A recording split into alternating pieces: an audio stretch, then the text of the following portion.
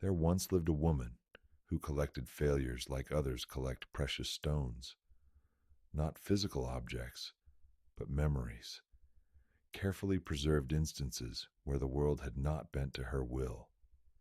Each morning, she would unfold her mental map of these failures and study them like ancient cartographers examined uncharted territories. She called herself a cartographer of failure, though no one else knew this title. To others, she was simply Elena, whose garden flourished despite the harsh climate. Elena's map began with what others might consider trivial markings: a rejection letter from a university, a failed piano recital, a collapsed business venture. Over time, the map grew complex, with regions of professional disappointments, archipelagos of failed relationships, and chasms of personal regrets. Most people, Elena would think, mistake the map for the territory. They believed that failure defined the boundaries of their existence. But Elena understood something different, that failure was merely the negative space that gave form to growth, like silence between musical notes creates rhythm. One cold autumn, a young man named Marcus began visiting Elena's garden. He was writing a thesis on resilient plants and had heard about her success, cultivating delicate flowers in harsh conditions. "How do you make things grow here when nothing should?" he asked. Elena looked at him thoughtfully. "Did you know many seeds require the trauma of winter frost to germinate? The cold cracks their protective coating, allowing the first tender shoot to emerge." Marcus nodded, waiting for more, but she simply returned to her work. As weeks passed, Marcus continued visiting. During a sudden downpour, they took shelter in Elena's house. Inside, Marcus noticed a wall covered with annotations, dates, notes, sketches, connected by red thread. "What is this?" he asked. "My cartography," Elena replied. As Marcus examined it, he realized he was looking at a meticulous record of failures, each documented, analyzed, connected to others. "Why would you display this?" he asked, confused. "Most people try to forget their failures." Elena smiled slightly. "Most people navigate without a map. I find that inefficient." She pointed to a dense cluster of red threads.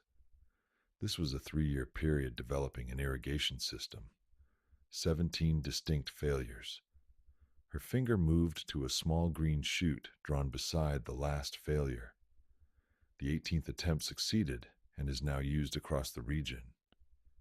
As rain continued outside, Elena explained her philosophy.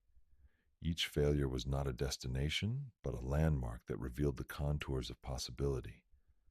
Without failures, we possess only blank maps, unsure where treacherous terrain lies or where fertile ground might be found.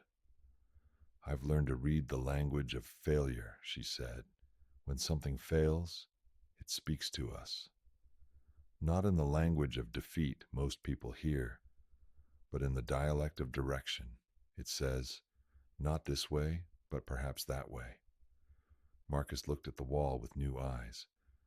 "So you're saying failure isn't the opposite of success, but rather—" "The cartography of it," Elena finished.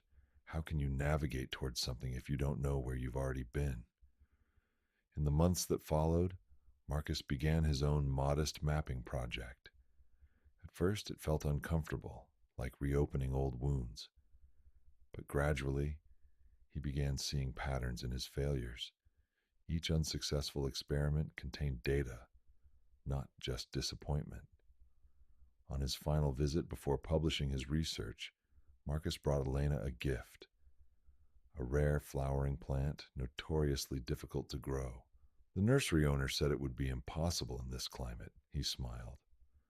"I thought you might appreciate the challenge." Elena accepted it with a nod. "Do you know why my garden thrives, Marcus?" He shook his head.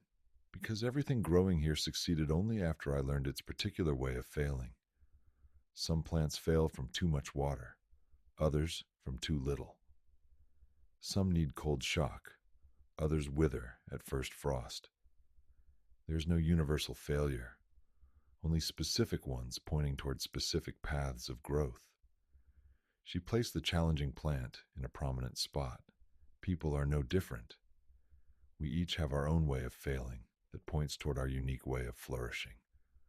The tragedy isn't in failing, it's in failing to read the map it creates. As Marcus departed, he looked back at Elena's home and garden. From a distance, one couldn't see the failures, only the vibrant life that had emerged from their careful study.